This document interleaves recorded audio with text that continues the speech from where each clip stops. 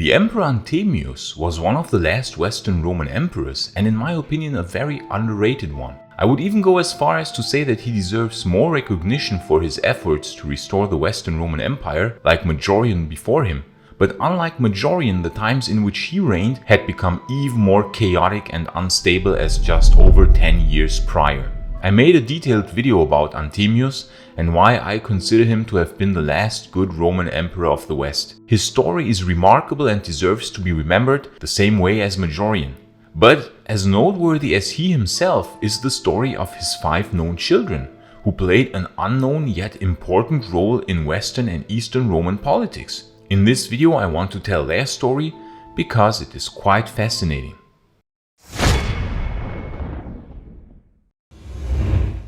When Anthemius was killed either by Ricimer or on orders of Ricimer in July 472 AD, so died the last hopes of the Western Roman Empire. Anthemius was the last emperor who could have saved this dying empire, but like so many emperors before him, he was killed by the treacherous Magister Militum Ricimer, who in his lust for power had one emperor after the other deposed and killed. After months of besieging the city of Rome itself, where Anthemius resided in the palace of the old emperors on the Palatine Hill, Ricimer had stormed the city. I also made a video about that most unknown sack of Rome, which you can watch best in conjunction with the video about Anthemius. But when Anthemius died, his line did not end, for he had 5 children who were also very active in both the East and the West. His son Anthemiolus was the first one of note. He was born to Anthemius and Marcia Euphemia, who was herself the daughter of the Eastern Roman Emperor Marcian at an unknown date, but possibly in the 440s or early 450s AD, while Anthemius and Marcia still resided in the East at Constantinople. Unfortunately, we don't know much about him, because the sources from these last years of the Western Empire are rare and very often surprisingly unprecise. The only source about Anthemiolus, whose name could be understood as meaning the little Anthemius, is the Chronica Gallica of 511 AD. Apparently, Anthemiolus lived together with his father and mother at the imperial palace in Rome and helped his father as best as he could to restore the Western Empire. Unfortunately, all tries had ended in disaster. The huge naval landing at Cape Bon took a turn for the worst because of the incredible incompetence of its commander Basiliscus. I made a very detailed video about the failed landing at Cape Bon of 468 AD and the reasons why it failed, and also that had it been successful, the Western Roman Empire might still have been saved. But even after this disaster, Anthemius did not give up, and he called upon the help of the Romano-Briton Riotamus to fight against the Visigoths. This was in 470 AD. Riotamus landed with a quite sizable army of about 12,000 in Gaul and advanced south. There was a huge battle against the Visigoths sometime that year in which Riotamus lost, and then he fled to the Burgundians, and thus Anthemius' plan to fight the Visigoths had failed too. In one last desperate attempt to stop the Visigothic advance, he thus sent his son Anthemiolus, together with some of the last Western Roman troops, of course all foederati, together with 3 other generals in Western Roman service, Turisarius, Everdingus and Hermanius, to Arelate in southern Gaul. There Anthemiolus, the other 3 generals and the Western Roman foederati fought against the Visigoths near the city of Arelate. From the Chronica Gallica we know that the Romans lost. It is quite astounding to see how fierce the Visigoths were under their king Euric. Euric had defeated Riotamus as well as Anthemiolus and 3 other generals with certainly quite sizable armies. And thus died Anthemiolus, the son of Anthemius, in either 470 or 471 AD. This must have been terrible news for poor Anthemius. Everything he tried in order to save the Western Roman Empire had failed.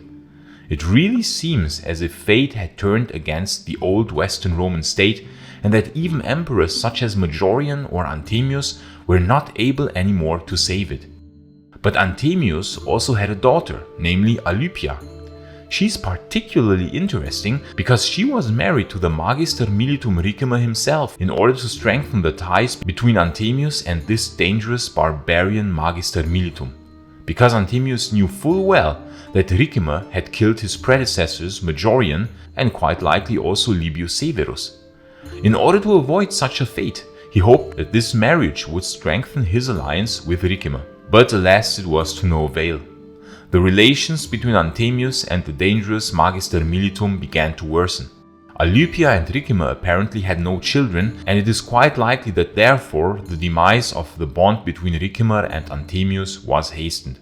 Thus Anthemius died in July 472 during the sack of Rome that same year, either at the hands of Ricimer himself or his nephew Gundobad. What Alypia did during that time is unknown, also on which side she was during that siege. But to me, it is quite interesting that Ricimer died only 6 weeks after Anthemius, officially from a hemorrhage. But I wouldn't be surprised if Alypia was somehow behind this to avenge her father. Quite often the role of women in history is forgotten, and this is of course pure speculation on my side, but I wouldn't be surprised if Alypia had some part in this, because the timing of Ricimer's death is just a bit too unusual. In any case, she then unfortunately vanishes from historical records and we don't know what happened to her afterwards.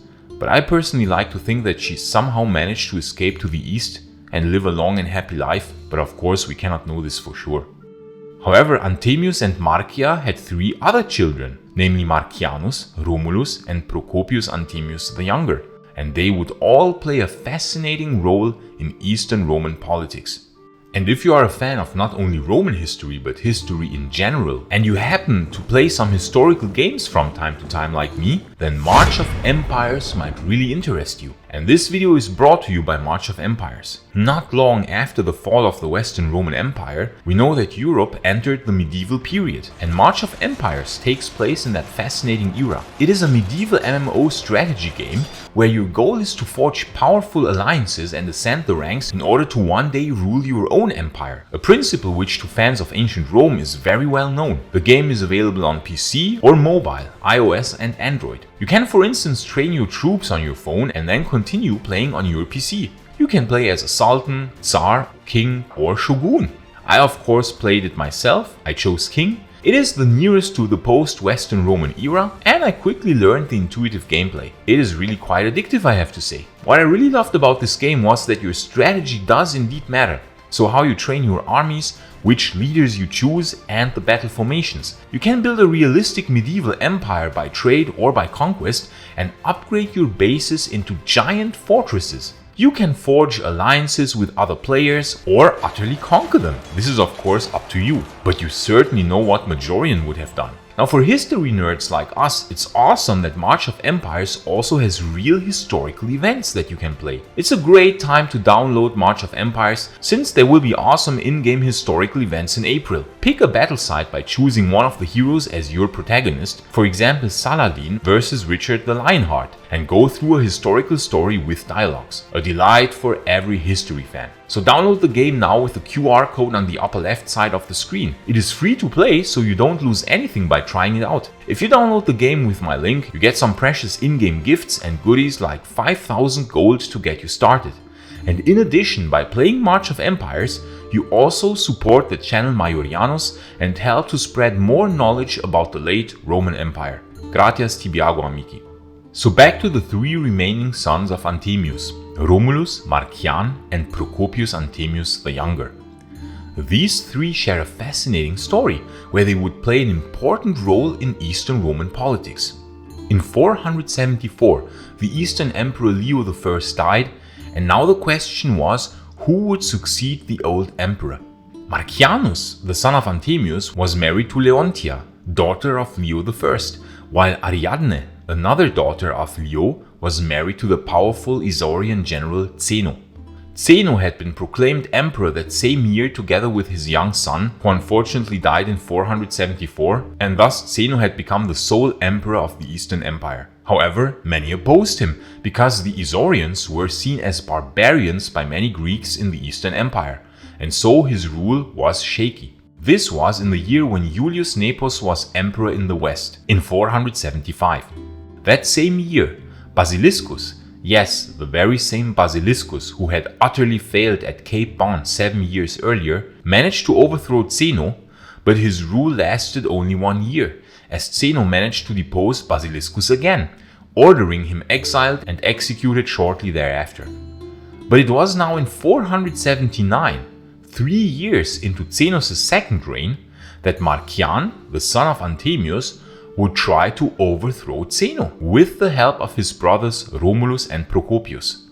The three sons of Anthemius thus tried to usurp the Eastern Roman throne 7 years after their father's death. Why exactly they waited so long and why they didn't try earlier is fascinating.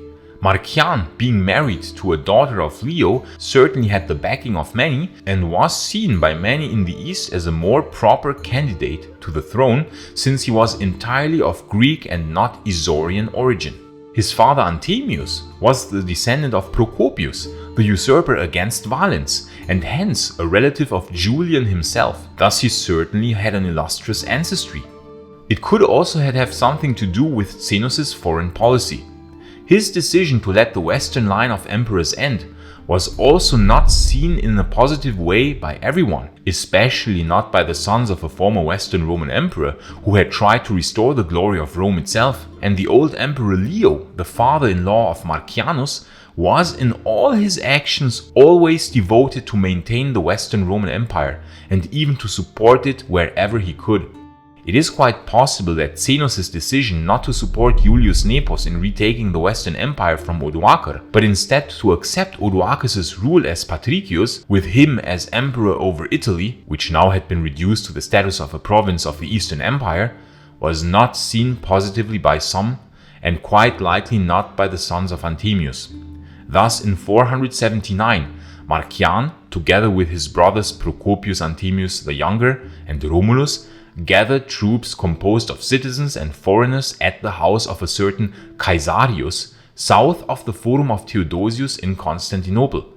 From there, they marched towards the imperial palace and towards the house of Illus, an Isaurian general and supporter of Zeno.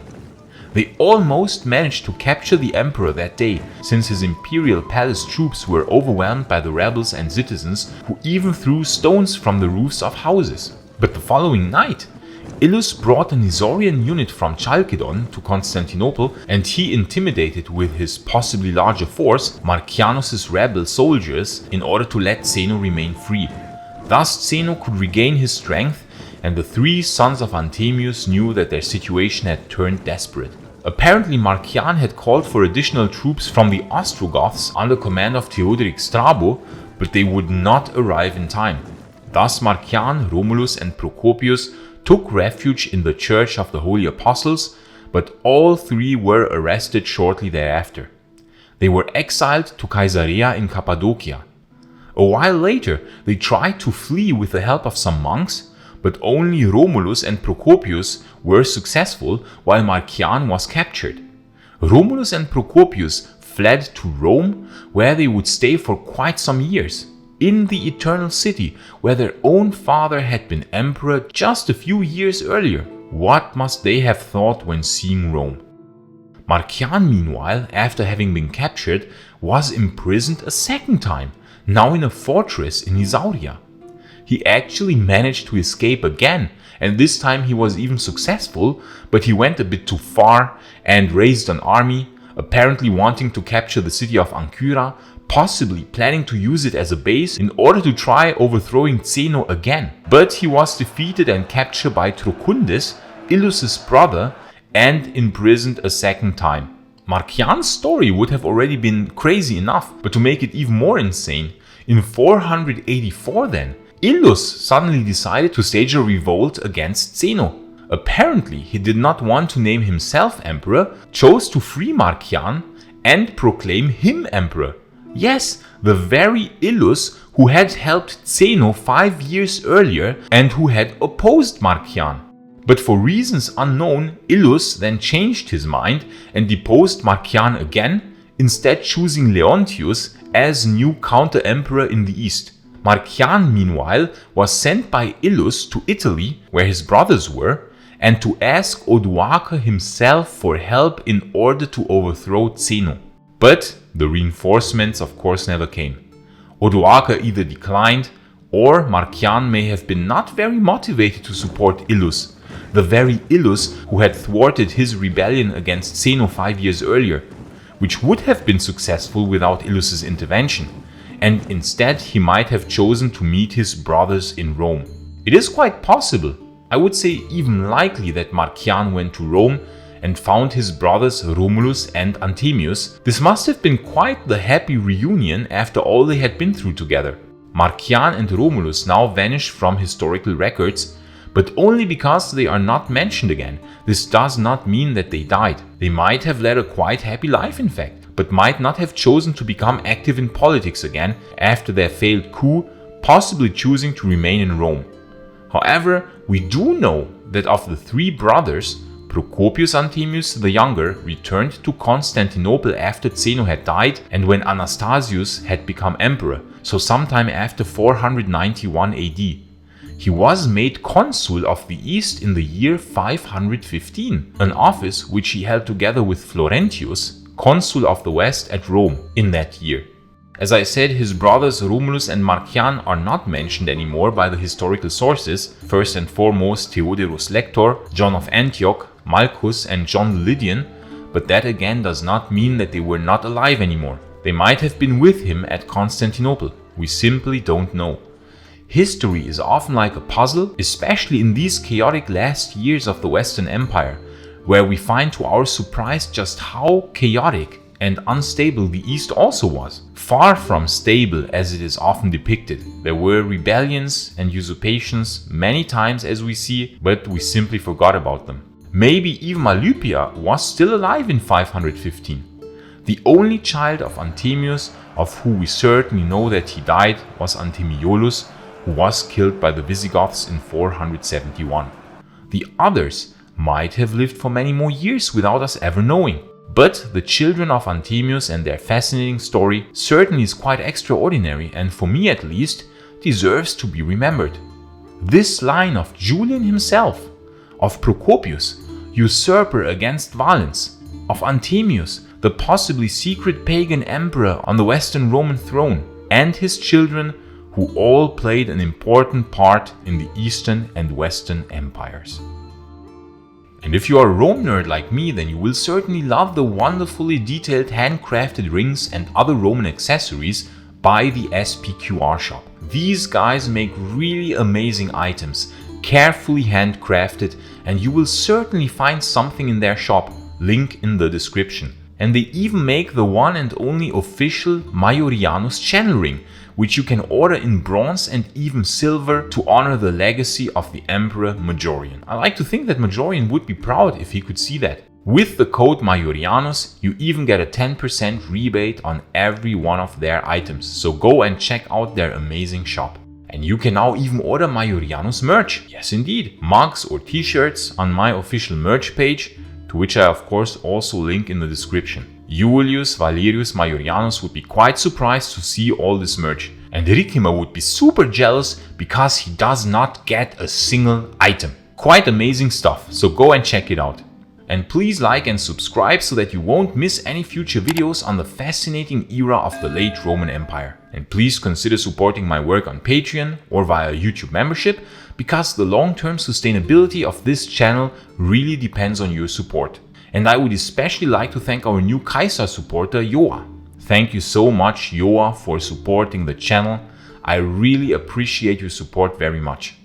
Seriously, this channel would not work without our amazing Patreon and YouTube members, and I want to thank each and everyone who is supporting this channel in any way.